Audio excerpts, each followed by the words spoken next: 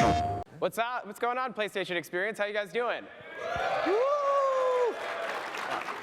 I'm Skylo with Activision, and I'm extremely excited to be here to present with these extremely talented developers and break down the world of AI for you. Now, one of the best parts of my job is to, whenever I have an opportunity just like this, to kind of pick these guys' brains and learn about the technologies and features and content that we as gamers just simply pick up and play and don't even really think that much about consciously because it's so well implemented and designed, and how they think about it so much differently and so extensively. So we're going to try to do a bit of that here today on the topic of AI. Now we have 4 developers, each from different roles and disciplines at the studio to offer their unique perspective. So first up, we have Gary Stelmack. Hi. Sumeet Jakatdar. Yanick, Lebel. And then Craig Houston. Hello. So before we get started, I thought it'd be awesome if you guys could provide a little personal history at the studio, what you guys have done there, and more specifically, the work you did on Black Ops 3. Gary, you want to kick us off? Sure. My name's Gary, and I was actually brought into Treyarch for Black Ops 3, so I feel really great about that. I actually came in as our first dedicated AI designer. In the past, we've had the level designers will feed to Sumeet and his team what they want from the AI. They make it happen and feed it back to them. Now we've got somebody who stands in between and kind of interprets and helps build a little bit more cohesive whole for the AI. My name is Sumeet. I've been working with Treyarch for a little while, for about 8 years. Done about generic programming and eventually got into AI, and just one of the proud and honored engineers to work on Black Ops 3. Thanks for playing, by the way. And that's it. Like, I work with these guys and have a good time. Yeah. I'm Yanick Lebel. I joined Treyarch about 9 years ago. First started on James Bond, Quantum of Solace, and was a member of the cinematic team for in-game cinematic for Black Ops 1 and 2, and now I'm the lead AI animator for Black Ops 3. And I'm Craig Houston. I've been with Treyarch for nearly 9 years as well. I started writing for them on Call of Duty World at War, and I've written for all their games since, and I was lead writer on Black Ops 3. Awesome. Well, clearly there's a lot of combined wisdom here, a lot of experience to dive into this very complex topic. Now, AI is a term that we hear a lot, get tossed around. Probably a fair number of people have a basic understanding of what it is and its role in games. But for everyone else, what is AI as it pertains to games, if not something that's going to eventually take over the world and mark the end of humanity? Well, I like to think of AI as it's the characters and the monsters, et cetera, that people interact with in the game. When we look at it from the technical side, we kind of break it down into 2 different areas.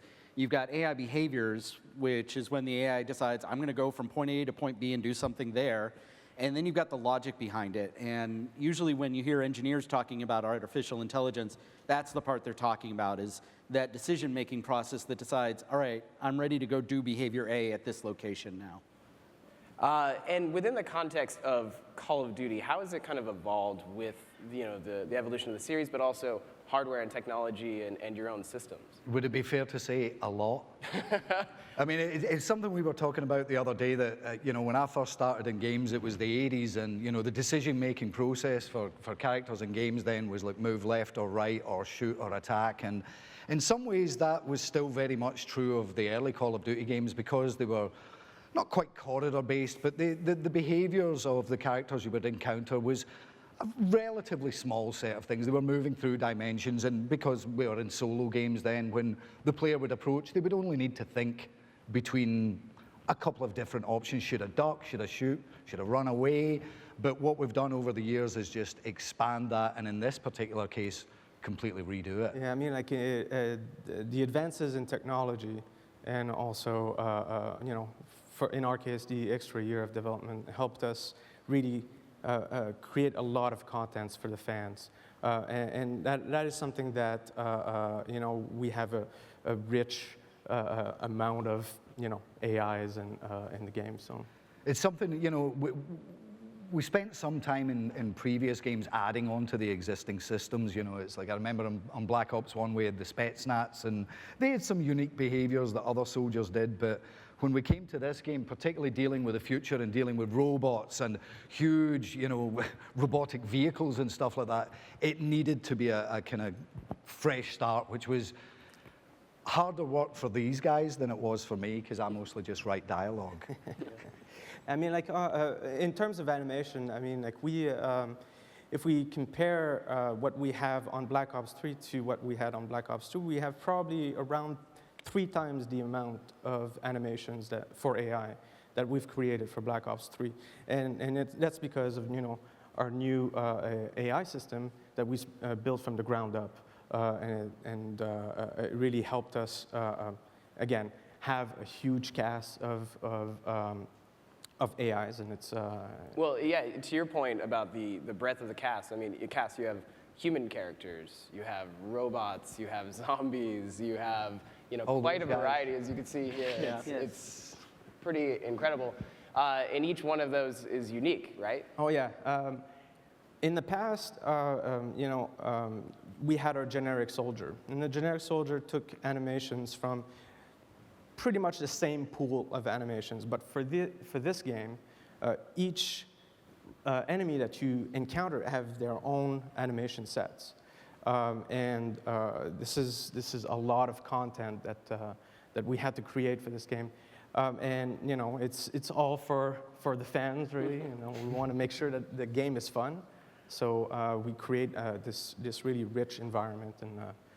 Well, and from a systems level, you know, what kind of challenges does this introduce? I mean, to your point earlier, for anyone you know, who has yet to play, like, it's a 4-player co-op experience for a campaign that has become renowned for big cinematic moments that are, you know, like an action movie of sorts. But now it's, you know, with 4 other playable characters in the environment. Like, what did that, you know, create?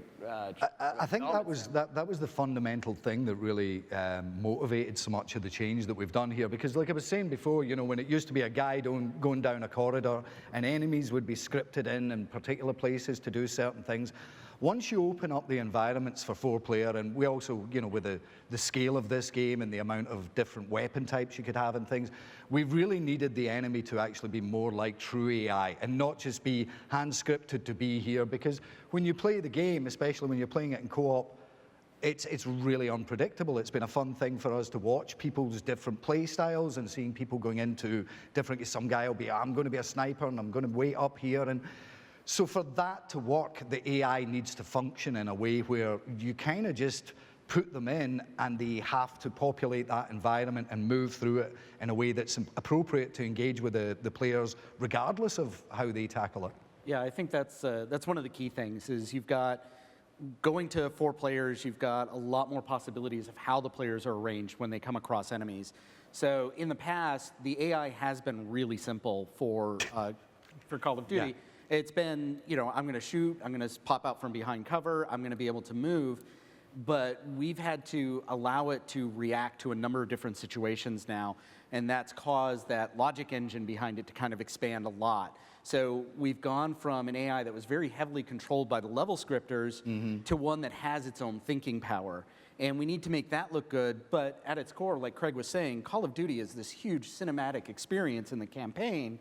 And in order to do that, there are times when you need that fine level of control. So I think that was one of Sumeet's big challenges was, I'm feeding him all this stuff that we want the AI to be able to do independently on its own, and he still needs to be able to allow the level scripters to go in and specifically say, okay, I need you to go over here and hit that door, and when that door opens, this big wow moment happens for the player, and that's kind of a tricky balancing act to play. Well, and it has to account for variety of play styles, right? Like, I'm, you know, the crazy person who just runs out and doesn't play very strategically at all. I like to, like... You will die. Yeah, I just, like, you know, I like to go Rambo. But, like, you know, I think, you know, in this context with this, you know, 4-player experience, you have to have people who are possibly, you know, playing super aggressively, others playing more conservatively, and accounting for all of that across a pretty massive scale, right? I think that's one of the fun things that gives it something that's cinematic in a different way. You know, it's like like Gary was saying, Call of Duty's always been known for this, but you know, we really wanted to get that into the scale of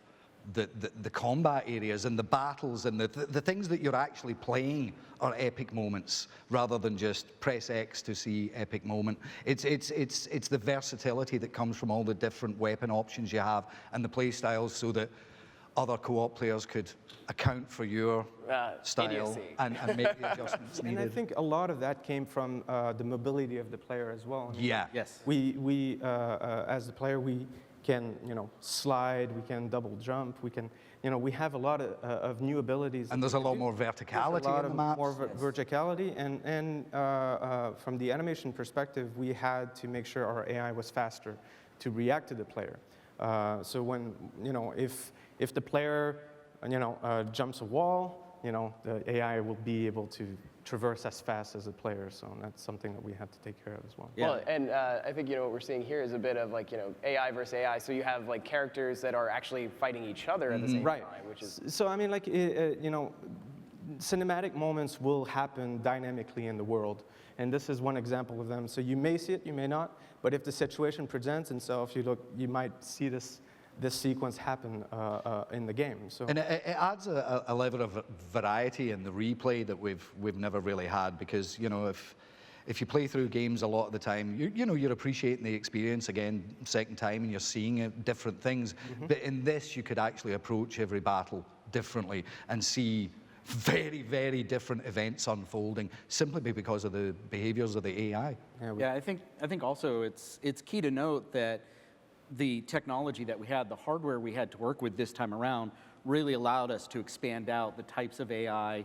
Sumeet can talk a little bit to kind of, it allowed us to enhance that decision making that we were talking about and that speed of reaction to deal with the player's enhanced mobility. I think, to back up a little bit, like, there's like 3 games in one. There's zombies, and then there is single player or campaign rather, let's call it co-op campaign, and multiplayer. And when we start looking at a system that needs to work for the whole game with such a varied, expectation and type of players, it becomes a challenge. We're like, we want like these big tentacly monster, and the first time somebody said that, I was like, no. We're not doing that. There are very few games that can claim to have a big tentacly monster and like killer robots and like soldiers. In a military shooter. All in the same, all in the same game. It's firstly like, we don't have to worry about nowadays, especially with PS4 type of console, like we don't have to worry about like, hey, we're going to find memory for this, and so we can embed a lot more into the world which AI can go and interact with. So for me, like, AI becomes that factor that moves and actually like, brings dynamism to the world and reacts to player actions. As long as it's like presenting the challenge, and the fun, which is what we try to do, and which is hopefully what you guys found in the game, is what makes the success, or for us. Well, and the underlying point here is like you guys, I'm guessing from the past, like we're kind of handling AI on like a mode by mode level. Oh yes, yes. This is unifying it under one system. Yeah. Would you say, given the total scope of the game, if you think about campaign, zombies, as well as multiplayer, and then you get into all of the additional layers you've added on top of that, nightmare mode, Dead Ops Arcade, like, this is unquestionably like your biggest game to date. Do you feel like this unification of those systems allowed you to put that much content in the game? It definitely helped a lot. I think a great example is our robot grunts. You've got them in campaign. They're the enemies that you face right alongside humans. They're kind of at that level. And then when you get into the Shadows of Evil map for zombies, you've got one that's there with you as a companion and that can help you out. And you buy him, he comes in, shoots and kills a whole bunch of zombies for you. And then on the other side, in multiplayer, you've got that same robot now as a kill streak that we can bring in to reward players who are doing well. And that seeding allows us to do a lot of stuff a lot more efficiently than we were in the past, and that enables us to get kind of that amount of content. In if you go back to Black Ops 2, there really wasn't a huge variety of enemies you were facing. You were facing humans that we put into a large variety of situations. You'd have some vehicles, and you'd have the little quad rotors, and I think it was called the Claw, the four-legged walker. And now we've gone to over 21 different types of enemies that you can encounter in the single-player campaign, a whole bunch more that we've got in zombies, and the ability to just create new ones a lot faster than we were able to before. And I think to the point of the nightmares mode, which I think somebody's idea, right? Like that was a funny one because we always strive to put in as much content as we possibly can, but content is hard work. And when the idea of nightmares came up, it was really, could we do an additional campaign? And you were one of the first people that got challenged with that. Yeah. And really, the only reason it's possible is because of the developments in the AI system. It was a case of taking a level that existed and, okay, Sumeet, go and start trying to get these other AI functions, AI types to function in this environment and see what happens. And it wasn't as simple as just spawn in a bunch of zombies and it works, but there was enough of that in the initial iteration to make you realize that actually we could do this. And it was, rather than having designers sit down and script all these behaviors again, we could let the monsters just populate the area and make it work that way. Yeah, and I think the essential part that we realize is, we were spending a lot of time to craft that experience in the technical terms, to play like, in a certain way. And that worked really well. We had a zombies system, which was zombies AI, and then there was a multiplayer, specific multiplayer systems, and then there's campaign. And when it came to unified, there was different questions to answer. I think essentially the outcome of that was to do something like this, like just drop a robot in multiplayer as a kill streak, and I think a couple of days of work, and then we started seeing it, and we could iterate really faster.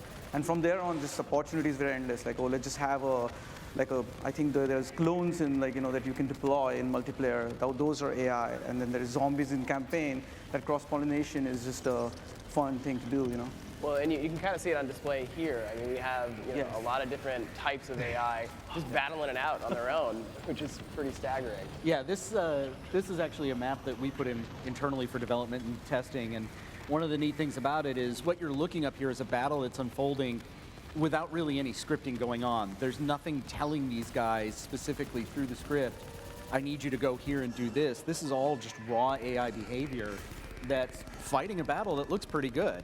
And it's dynamic too, like reacting. They're like, it's how the battle's unfolding is being. Yeah, I mean, like you take a look at the robots. We need to make sure that the robots fit within the Call of Duty universe as well.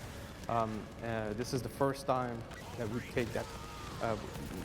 We have a bipedal robot in this universe. Vehicles, right? And vehicles as well. Yeah. That you can actually take control of using the cyber combat ability.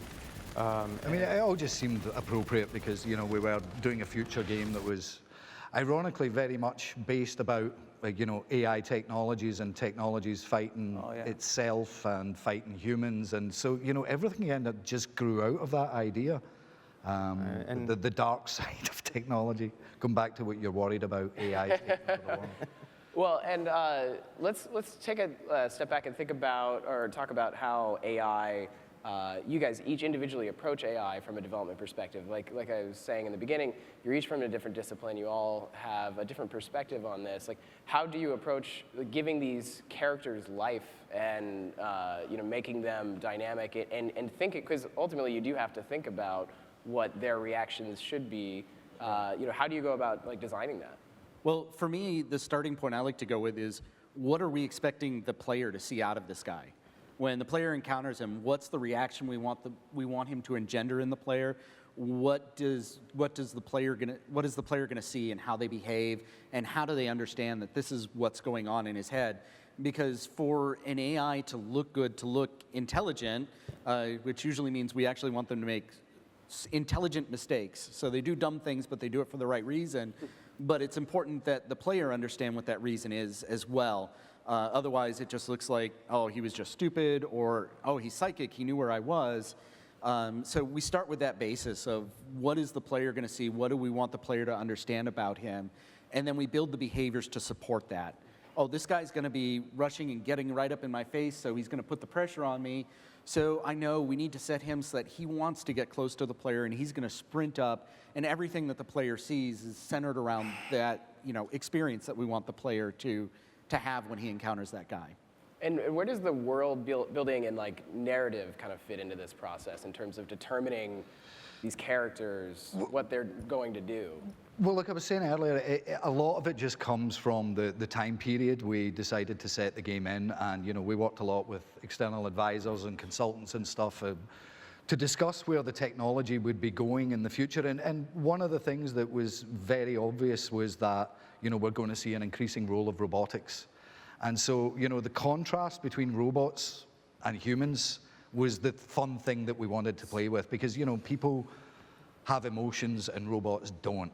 And so one of the really fun things that I liked about the robots was the way they keep fighting even when they're damaged, which is very, very different to what would happen with a human. Yeah. So, that is kind of one of the central themes in the story. Again, this humanity-technology struggle. And so it made sense that everything represented different layers of that fiction as well. Yeah, I mean, like in terms of animation, we needed to make sure, like you said, that there was a really good contrast between a human character and a robotic character. And because of the large size of our cast for this game, we have the male soldier, we have the female combatant, we have the robots, and then we have and you add some zombies in there, but all of them need to have their own silhouette, and the way that they move need to represent their characters as well. What I like to do is try to tell a story through their emotions. So for me, the silhouette and the posture of the character, as you're playing the game, it's important for me to that robot is not scared. Yeah. Yeah, and it's like Yanick was saying, that silhouette's really important. So if you look at humans are always sitting a little bit low, they're hunched forward into stuff, they'll go down into crouch real quickly and fast. The robots are standing up straight, they're firing, from what looks like a fairly unnatural position for a human, and that all helps to sell, hey, this is a robot versus a human. He's reacting in a way that I don't expect a flesh and blood person to react, so I know he's different, and I know there's something else going on in his head. And the robot, if he gets shot, he loses an arm, or he loses his leg, he keeps going forward, and he's a non-stop, machine of war, basically. So. I think, in fact, I remember a funny thing that we had a bug in there where usually if you headshot a human enemy, right, it's like 100% shot, he's going to die, right? And we had a bug there where somebody shot the head of the robot, and he was just continuing walking, And then somebody came to us like, oh, the robot is just walking, after the headshot. And we looked at each other, oh, that's kind of cool, robots can do that. Robots don't really have a centralized brain or whatever, it's just, and we just left it like that in the game. And people find it interesting where, robot loses his arm, drops the gun, starts meleeing you, or stuff like that, Yeah. Finding the way that they move was really important. Like, how do they walk? How do they keep balance? How do they see their environment? Are they using sonars? Are they using so that's why that made sense. Yeah, right. Okay, well, you could just keep going forward. Right? Yeah. Well, and because of the 4-player campaign, they have to react not only to one point of interest, they need to be able to transition to others, right? So from an animation department, I would imagine that's kind of challenging. Yeah. I think, that one thing which probably was the biggest challenge for us to keep the Call of Duty level of fidelity, into the animations over 4 players, and making sure that all the remote players, are going to see the same thing, Right. and having multiple animations and being able to make sure that they get the same experience across the network is something that is still a challenge, but at least because of the way the AI is structured and how we network the AI, it helped us to not have to worry about it a lot from the architecture point of view. Yeah, I mean, you could essentially the player could, like I said, flank an AI, and if he's shot from the side, we need to make sure that he has a proper animation that supports the co-op experience, because before it was like you mentioned before, a very sort of a corridor 2D environment. Yeah. But now the AI needs to react 360 degrees. It's interesting because in some ways the roots of all this came from our zombies mode, which, you know, if you look at a traditional Call of Duty level, a campaign level, it's about getting to A to B with all sorts of spectacular things happening along the way. Zombies was never about that. It was about surviving in an environment. So that was some of our big advancements really came there, and it was co-op as well. It was all about making them try and find ways to gang up and surround you and trap you. And that's a very, very fundamental AI behavior, but it kind of set the bar really for where we needed to go. It didn't set a bar, it was the beginning of a bar that we then moved so much further. That was actually the starting point where people people were like, you know, internally when the studio was discussing, you know, we were like, how come, you know, some designer asked me the other day, it's like, how come zombies works automatically, you know, in co-op and our regular AI doesn't? I'm like, oh, that's a good idea, maybe I should look at that, you know? And was inspiration for us to just create something that just works across the board. And we are not done yet. It's still a lot more to do, you know, but that inspiration is what you are seeing, you know, in the flesh and body, I can say, you know. Well, and speaking of those cinematic moments, how did you, you know, with all of this happening where it's such a living, kind of breathing world, you know, how were you able to kind of focus a player's attention on a, you know, an event with all of this, you know, stuff going on in the same world? Well, there's different things going on. You know, some of it, the cinematic moment, so to speak, comes from just the scale of the event and the scale of the battle. Obviously, you know, we have IGCs and story moments that are very focused, that happen in specific areas, but when it got to gameplay, we wanted the scale to be the big thing, and you know, all those different opportunities that we're talking about for different play styles. You know, the fact that your player could customize the weapon loadout and their, you know, their very, very specialist powers that they only get from being a cybernetic soldier, all of those things were going to just add a variety to that already huge scale battle anyway. Yeah, I think the other big thing that we got, and again, this is part of the advancement in technology, was you go back and look at the first mission of Black Ops 2, and you're out on a plane in Angola. Yeah. And we've got this big battle raging all around you where you've got friendly forces and you've got enemy forces, and it's all, you know, obscured in the dust. We did that with only 12 active AI. Yeah. And that was done through, we've got animated props out in the background that kind of fill out the space, but you can't really interact with them. And then you come to, on our Ramsey Station mission, there's this arena that you push this crashed VTOL down, you pop out into the middle of this huge battle between the Egyptian army, who are your allies, and the Nile River Coalition, who are the bad guys who are coming in to try to take over the territory. And we've gone to almost 4 times that amount of AI that we can have active in the space.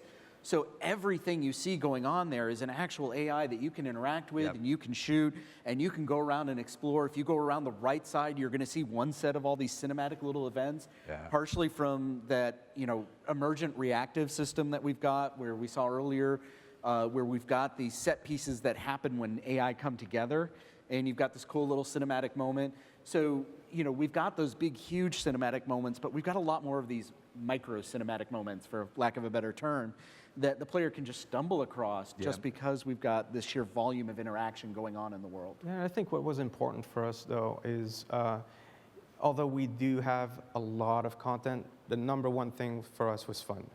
We need to make sure that it was fun. And, you know, like shooting the robots, it needed to be, you know, satisfying. Satisfying. So that was a really important aspect for us. And whenever we come up with some new features, it was always fun is the number one thing that we want to achieve. So.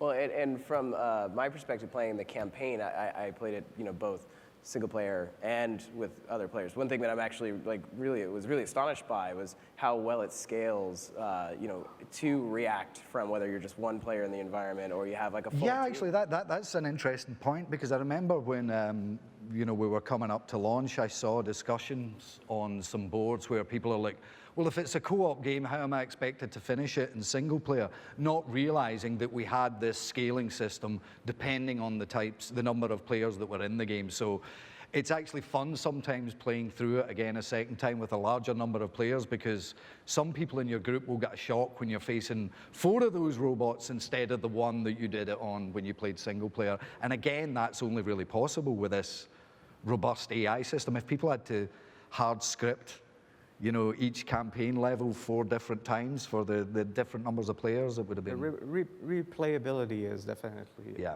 Yeah. I think one of the challenges was this was the first time when the player was going to actually, there's like movements you guys might have seen where you rip the robot's heart or something like that, you know, like there is like rip the core, right? Yeah, and then there's like these cyber core abilities that a player can directly interact with AI other than shooting. And so it was one of those things where usually you would script those movements in like earlier Black Ops series, right? And in this case, yes, canned movements, yes, what we call it, like, you know, but now it's sort of like player can do it anywhere. So we had to account in a way where how is AI going to react to this? You know, what if he's going to hack some quad tank or something like that and then going to start fighting without, you know, not shooting? So that was one of the challenges, but it also brought fun to the game, you know. Well, in terms of your development philosophy, you know, what is the order of events? Does technology kind of influence where you could take the story, or is it, you know, the inverse? Again, there's different aspects. The technology makes certain things possible. You know, we really couldn't have done this game last gen the way we've done it. It was a great leap forward for us. We've made a lot of big jumps. You know, if you look at Call of Duty 3 to World at War to Black Ops, every time we seem to go for something much bigger than we've done previously. And fortunately this time, you know, with the arrival of the new generation of consoles, we were able to take the PS4 and really start pushing things that we'd just never been able to do before. Yeah, and I think there's an iterative process there, because part of it is learning the new technology. And once we start to see what we can do, then we can start scaling things appropriately. You know, that big battle that I was talking about before wasn't originally a part of the plan until we started tossing in areas where we had more and more AI, and then, you know, our level leads were going, wow, that's really fun. Can we do more of that? And then we go to Sumeet, and after he'd get done yelling and pulling his hair out, he'd go, well, yeah, I guess we can do more of that. And, it used to be frustrating when we'd have to try and do things like, you know, a huge beach landing in the Pacific or something, and we really only could afford to have like 6 characters there. So we'd do a lot of smoke and mirrors stuff. But this, again, we keep reiterating the fact that you can explore and move around the whole battlefield and see all these other little unfolding events taking place between the AI is just, AI is very interesting. Well, it just sounds like you had less no's in response to, like, can we do this? Or, like, you know. The no's usually come, but then they're changed to yeses. Like, hey, can we do a Nightmares campaign with zombies? No, we can't. That's ridiculous. Can we? Okay, we'll think about it. And, you know, we always pick really hard things to do. We always, Jason, the game director's always talking about this. We tend to get ideas that give us a lot of hard work. No, I think then it's satisfying when you actually find a way to do something that you didn't think you could do. I think it also changed the nature of the no's. Yeah. You know, before the no's were, no, we just cannot do that. Well, you did that. This time around, a lot more of the no's were, no, we don't want to do that. That's not the effect we want in this area. And so it became more of design constraints than technology constraints. And I think as technology continues to grow, and you know, even with with our current gen of platforms, as we start to learn more what they can do, that transition happens more and more. It's no longer, well, it's just not feasible, to it's probably not a good idea to do it that way. I think we've got this better way to do it. Yeah, I think we set a pretty good groundwork on this project, and I think our leaps are even going to be bigger moving forward. So yeah, well, that segues nicely into, you know, another big topic, which is, you know, where can AI take us in the future? Where can it take gaming experiences? Is it just simply more of what we're seeing now? Is it like, you know, what is the next big advancement? I think you're going to see deeper engagement between the AI and the world. You know, we've got the capability to store a lot more information on the AI, store a lot more information in the world on objects. So, you know, what used to have to be a static table, now we can store information on the table, and the AI goes, oh, that's possible cover, so I'm going to do this thing to it. and I'm going to change and interact with the world. And that's just as we get more memory and we get more processor power to run more operations on that information, we can add more to it. You know, you also run the danger of you still want to keep the AI at a basis where the player understands what's going on, kind of understands their decision-making process, because that's what makes them feel real. That's what allows them to just immerse themselves in the game, is they've got this easily understandable set of rules. It's like I was saying earlier, I think the story of the AI is something that's going to be important. Like what are they going through? How they're reacting, their behavior. That's something that's. Yeah, I think one of the things that you said it earlier, right? It's we're going to be able to bring more dynamism to the world. Things are going to break, and they're going to change. You're going to break something, and AI is not going to be able to go through. And specifically talking about first-person genre, it's not just about shooting, which is essentially it's going to still be there, but there is going to be more ways to interact with the world, more ways to kind of win, or lose, and the way we internally talk about this is where AIs are going to get more senses. They're going to be aware of possibly like lights. They're going to be aware of shadows. They're going to be aware of safe locations and not safe locations, fire. There is a lot more that is just going to make that world rich, and for you to challenge yourself and feel more feel more successful when you do and outrank them. What about from a storytelling perspective, Craig? I'm curious about your perspective on. I mean, it's all about just trying to build the appropriate world for the story you're trying to tell. And, in this one, say, technology is very much at the heart of it. And, this was the first time we'd done a game this far in the future. So this one was very much focused on making those robots and all those weapon types work and everything, and making that part of the story. But I think the more, we saw a lot of it on this game, the more the AI can surprise you. There were times when I'd be playtesting a level and I'd be at a bit that I'm used to doing, and I would put down my controller to make notes, and suddenly someone came in to get me, and the more unpredictable things, not breaking Gary's point about them behaving in a way that they should, but the more it can surprise you and the more sophisticated and unexpected some of those behaviors become, that'll be a fun thing to see. And I would imagine it's also quite, to your point about scale, kind of making it, not only making it more intelligent, making it bigger, more immersive, more kind of dynamic in that sense. I think trying to get life-like behavior. I think that's something that. So you are trying to create AI. Well, I don't want to. Yeah, well, you got to be careful with that one, but yeah. But yeah, making it feel more human, right? Yeah, we want the player, when the AI gets the drop on him, we want the player to go, oh, he outsmarted me, not, oh, they're cheating. Yep. That's kind of the key goal. If the that player still happens. Yeah, if every time the player shot, he goes, oh, I should have done this instead, then we've done a good job with the AI. Yeah, awesome. As long as you think we have done a good job, that's that's important. Awesome. Well, thank you guys so much for being here. Huh? Time up? I mean, we're running out of time here, but unfortunately, I feel a little bit smarter than I was before now, having gleaned some wisdom from you guys. I hope you guys enjoyed it as well.